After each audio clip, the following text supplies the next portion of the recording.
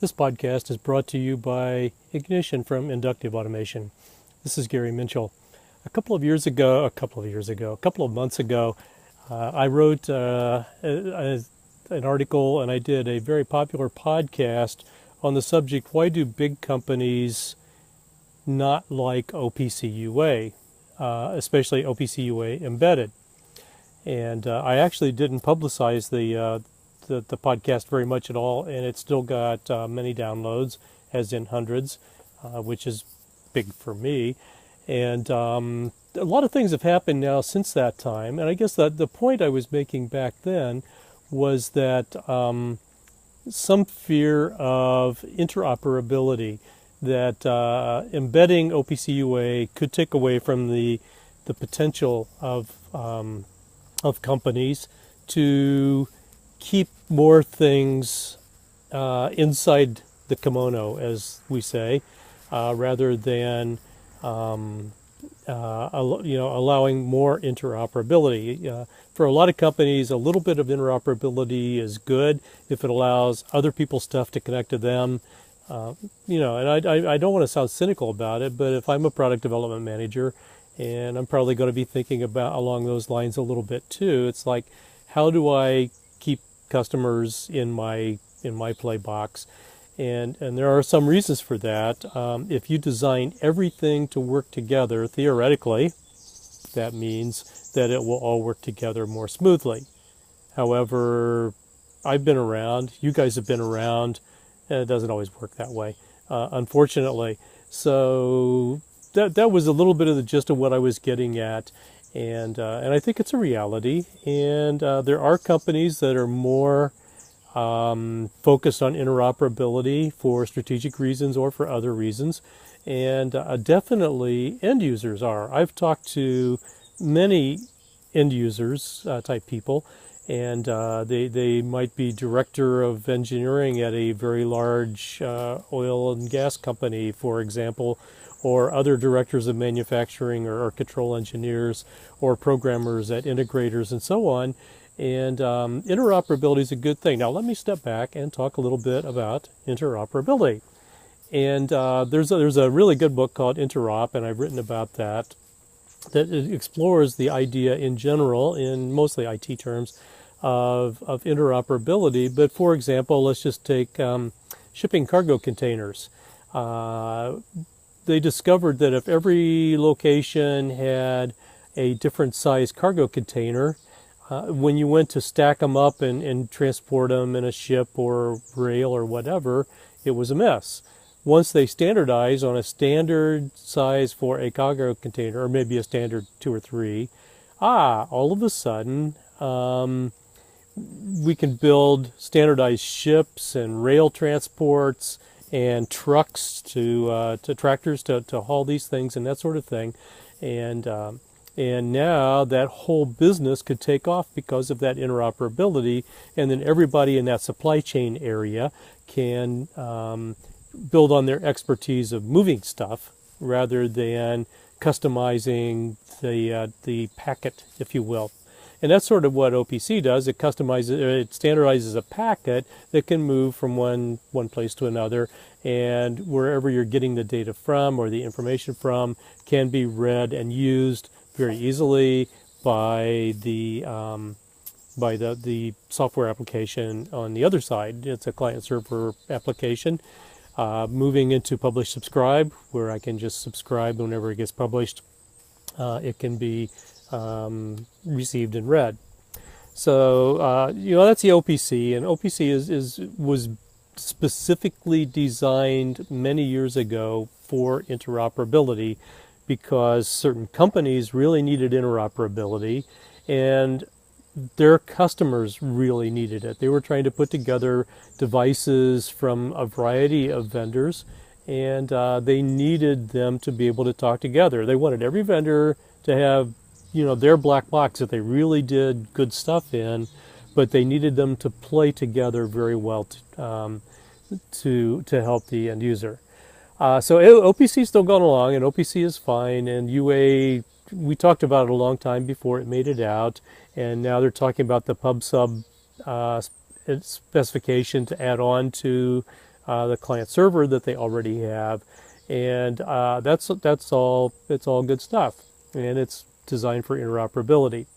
But there are other technologies available. I started about a year ago really hearing more about something called MQTT.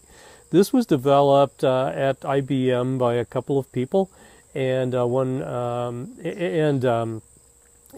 a middleware. It's not the OPC. OPC can go over MQTT to wherever it's going. However, MQTT was developed, but it was put into an open source into the Eclipse Foundation, which is a great foundation, by the way.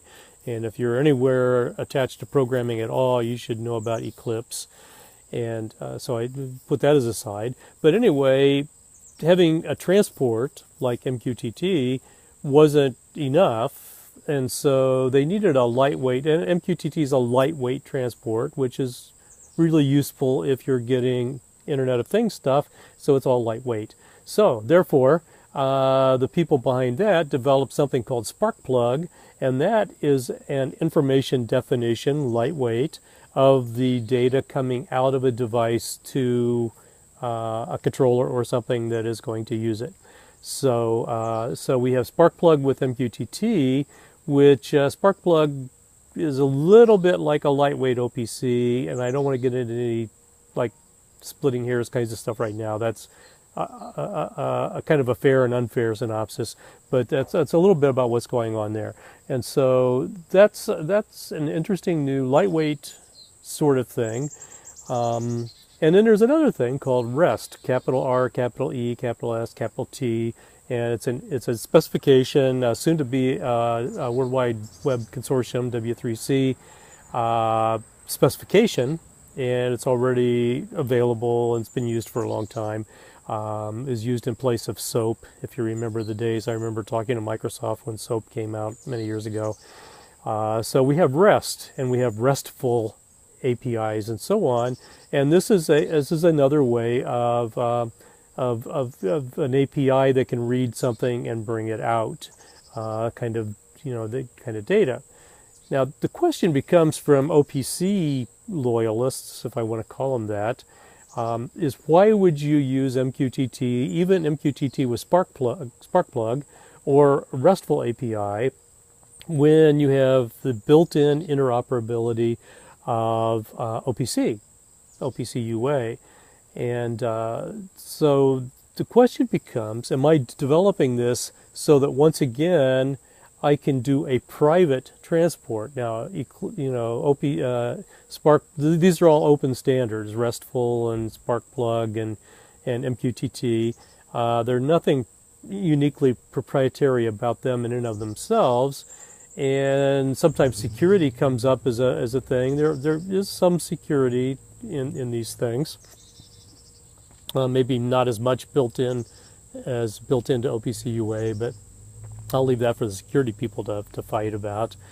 But the question becomes, do I use these other protocols where it becomes very easy to have proprietary data to proprietary data? I can say I'm open in the middle, but yet I'm closed on each end. And that's the question I would ask then. Is this a way to use standard stuff? I've seen this before. Okay, have you? Somebody is using standards. People used to say, I'm ISA 95. Well, there is no such thing as ISA 95 compliant because there's no test, but everybody would tout being ISA 95. But what does that really mean? And it could still be pretty much closed and proprietary software. ISA 95 is a manufacturing information standard and definition, and it's really cool. As a matter of fact, an awful lot of work went into that.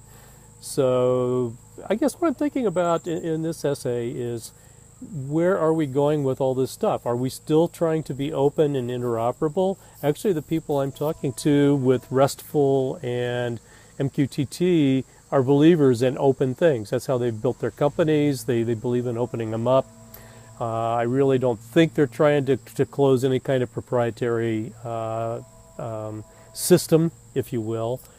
but I think it's really worth checking out as a user that how are people using these things, and are we still moving toward interoperability?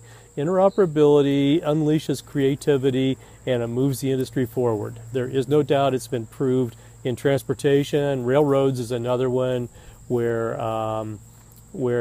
standardizing the gauges of railroads meant now that the trains could run all over the country rather than having to stop and unload every so many miles.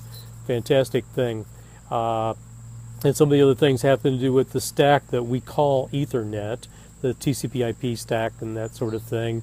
You build certain protocols that everybody can use, and then you can put your stuff on top of it. So that's it just goes to show the creativity that exists if we just use that and don't try to keep closing everything up.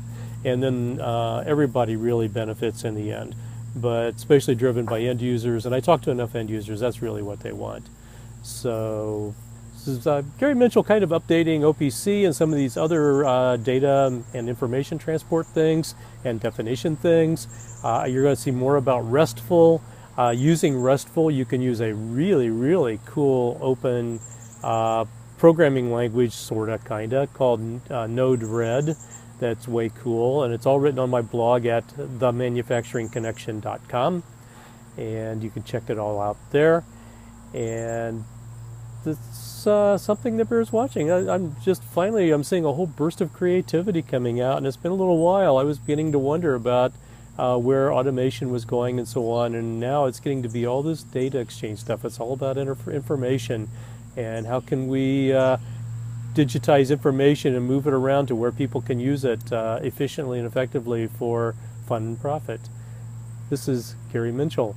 This podcast is brought to you by Ignition from Inductive Automation. Appreciate your listening. Have a good day.